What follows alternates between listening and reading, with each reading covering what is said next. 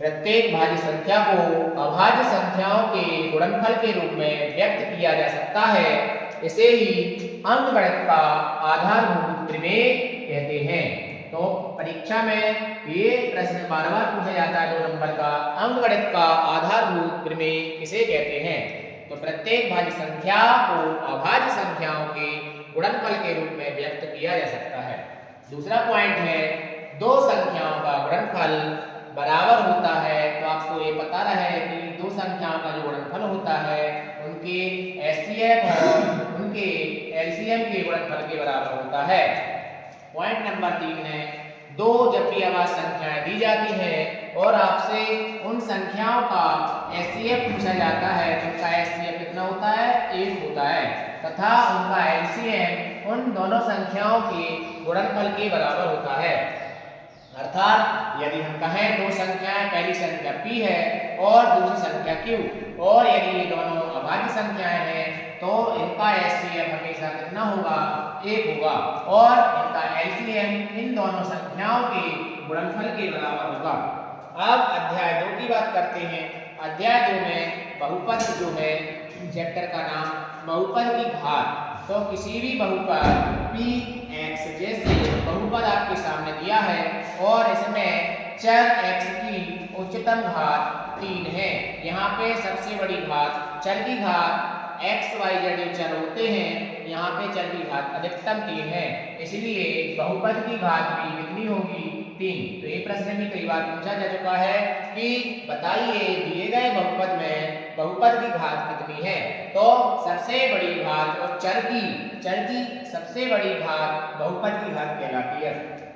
Number 2, रैखिक बहुपद किसे कहते हैं। तो घात 1 के बहुपद को रैखिक बहुपद कहा जाता है। उदाहरण के लिए यहाँ पे आपके सामने 3x + 2, अब यहाँ x के ऊपर कोई घात नहीं है लेकिन चर मौजूद है, तो इसके ऊपर 1 की घात है। यहाँ पे भी देखो 4x के ऊपर कोई घात नहीं है, मतलब 1 की घात है, और 1 की घात वाले बहुपद को रैखिक बहुपद कहते हैं। पॉइंट नंबर 3, द्विघात बहुपद। घात 2 के बहुपद को द्विघात बहुपद कहते हैं। उदाहरण आपके सामने है, चर की सबसे बड़ी घात यहाँ पे 2 है, इसलिए इस बहुपद को द्विघात बहुपद कहेंगे। यहाँ पे देखें इस वाले बहुपद में x² - 2x + 1 है और चर की सबसे बड़ी घात यहाँ पर 2 है, इसलिए यहाँ पे इस बहुपद को हम द्विघात बहुपद कहेंगे। पॉइंट नंबर 4, त्रिघात बहुपद। घात 3 के बहुपद को त्रिघात बहुपद कहते हैं। उदाहरण के लिए 2 - x के ऊपर 3 की घात, तो इस वाले बहुपद में चर की सबसे बड़ी घात 3 है, इसलिए इस बहुपद को त्रिघात बहुपद कहेंगे। यहाँ पे एक बहुपद आपके सामने ये है, x³ - x² + 3, इसमें चर की सबसे बड़ी घात 3 है, इसलिए इस बहुपद को त्रिघात बहुपद कहेंगे। आपके सामने अगला पॉइंट है, बहुपद के शून्य। तो यदि बहुपद px में x का मान k रखने पर बहुपद का मान 0 हो जाता है तो k उस बहुपद का शून्यक कहलाता है। अर्थात यदि बहुपद px में x बराबर k रखने पर p ब्रैकेट k = 0 होता है तो यह वास्तविक संख्या के बहुपद का शून्यक कहलाता है।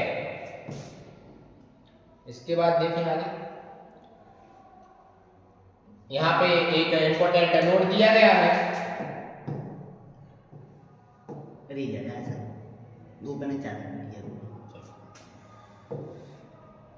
जितनी बहुपद की घात होती है उस बहुपद के उतने ही शून्यक होते हैं। अगला पॉइंट है, द्विघात बहुपद के शून्यकों एवं गुणांकों में संबंध, क्या संबंध होता है। तो यहाँ देखते हैं, यदि द्विघात बहुपद px = ax² + bx + c के शून्यक आपको यदि अल्फा और बीटा दिए जाएं तो शून्यकों का योग, जो आपको पता है अल्फा + बीटा होता है, या तो यहाँ पे लिख दिया है शून्यकों का योग, तो हमेशा आपको पता है -b/a होता है, तो जो b होता है वो -x का गुणांक होता है अपॉन x² का गुणांक। अब यहाँ पे आपको पता है यहाँ आता है क्या, यहाँ आता है -b, अपॉन में a, तो जो माइनस b है वो x का गुणांक है और जो a है वो x स्क्वायर का गुणांक होता है। इसलिए लिख दिया जाता है अल्फा प्लस बीटा बराबर क्या होता है माइनस b बटे a होता है।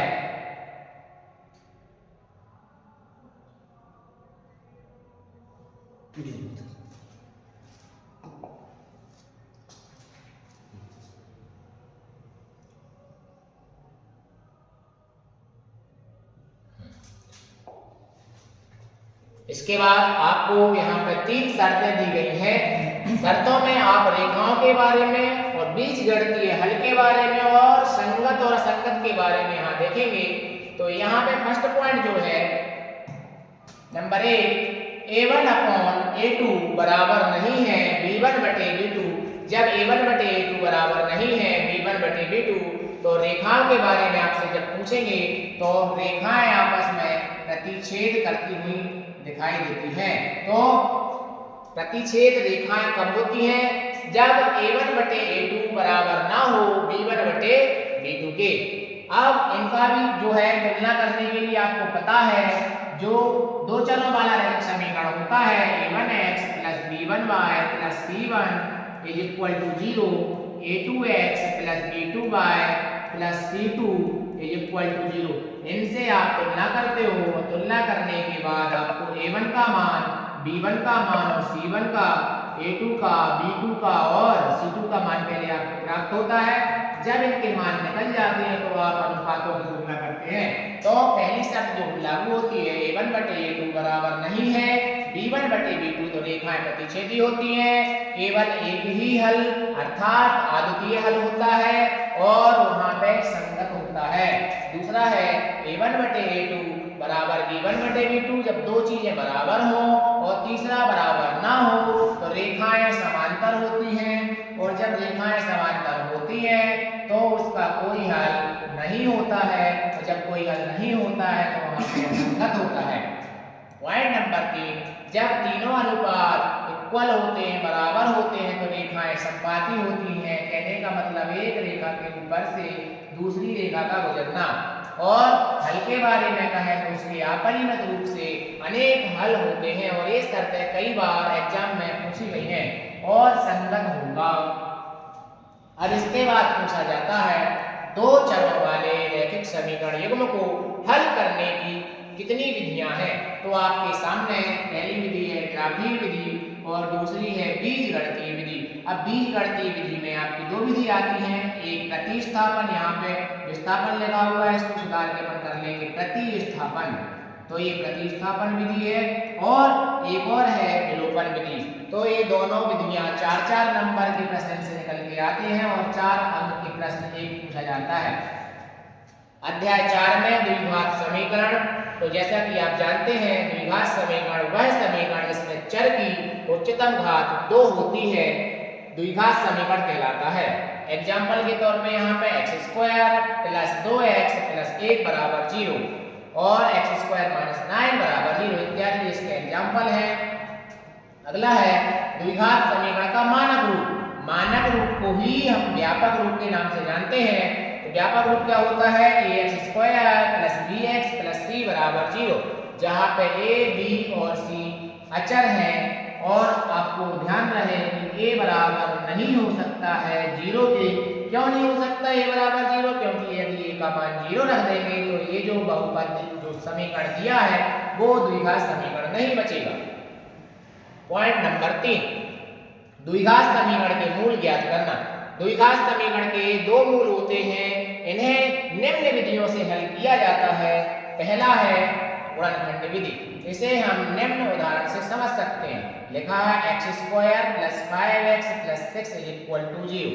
सबसे पहले x स्क्वायर का गुणांक और अचर पद, ये है x स्क्वायर का गुणांक और ये है आपका अचर पद का गुणनफल करते हैं। गुणा करने पे यहाँ पे 1 है, यहाँ पे 6 है। 1 और 6 का गुणा किया, कितना आया? यहाँ पे 6 आया। इसके बाद अब x के गुणांक 5 को ऐसी दो संख्याओं के रूप में लिखते हैं जिनका गुणा करने पर 6 आए और जोड़ने पर 5 आए। तो आपको जैसा कि पता है x स्क्वायर प्लस के 3x प्लस के 2x प्लस के 6 इज इक्वल टू 0।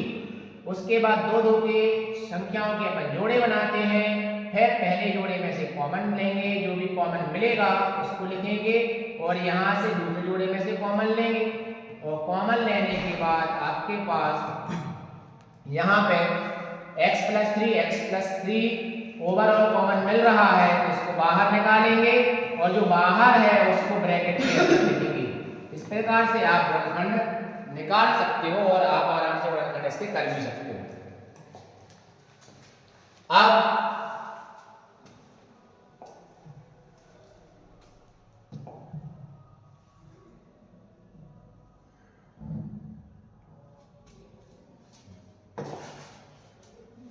तो श्रीधराचार्य विधि, यहाँ पे द्विघाती जो सूत्र है श्रीधराचार्य जी द्वारा जो दिया गया था द्विघात समीकरण को हल करने का, तो यहाँ सबसे पहले द्विघात समीकरण x² + bx + c = 0 है, तो द्विघात समीकरण के मूल x बराबर -b ± √b² - 4ac/2a होता है।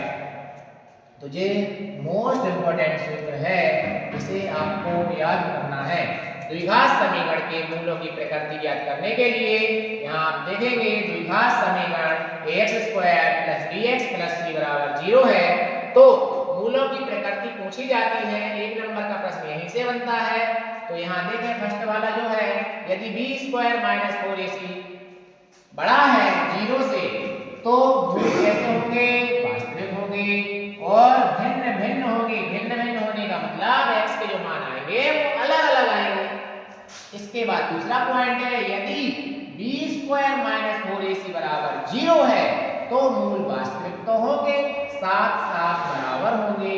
अगर x का मान 5 आया है तो दूसरा भी x का मान 5 ही आएगा। तीसरा है, यदि b² - 4ac छोटा है मतलब ऋणात्मक है, कैसे? 0 से 0 से छोटा मतलब ऋण की संख्या है, तो कोई मूल वास्तविक नहीं होगा। अब अध्याय 5 की बात करते हैं। अध्याय 5 में इसका नाम है समांतर श्रेणी। समांतर श्रेणी के प्रथम पद को a कहते हैं और सार्वंतर को d कहते हैं। सबसे पहली चीज ये है, इसका जो व्यापक रूप होता है a + d, a + 2d, a + 3d, और इस प्रकार से श्रेणी बढ़ती जाती है। अब पहले पद को a या a1, a2, a3, a4 इस प्रकार से आपका चलता जाता है कहां तक? n तक an। समांतर श्रेणी का जो पहला पद होता है उसे हम a से दर्शाते हैं। अब जो सार्वंतर होता है उसे d से दर्शाते हैं। समांतर श्रेणी का पहला पद समांतर श्रेणी का प्रथम पद a कहलाता है और समांतर श्रेणी का सार्वंतर d कहलाता है। किसी भी पद में उसके पीछे वाला पद घटाकर अपन सार्वंतर निकाल सकते हैं। समांतर श्रेणी का nवां पद ज्ञात करने का, यदि AP का प्रथम पद a और सार्वंतर d है, तो समांतर श्रेणी का nवां पद ज्ञात करने का जो सूत्र होता है an बराबर a प्लस ब्रैकेट में n minus 1 bracket close into में d। और समांतर श्रेणी के n पदों का अगर योग निकालना है, योग मतलब जोड़ना है, तो Sn बराबर n बटे 2 ब्रैकेट में 2a plus n minus 1 into d होता है। या तो एक और है इसी का, जब प्रथम पद दिया हो और अंतिम पद दिया हो तो n बटे 2 ब्रैकेट में a मतलब प्रथम पद प्लस l मतलब होता है अंतिम पद।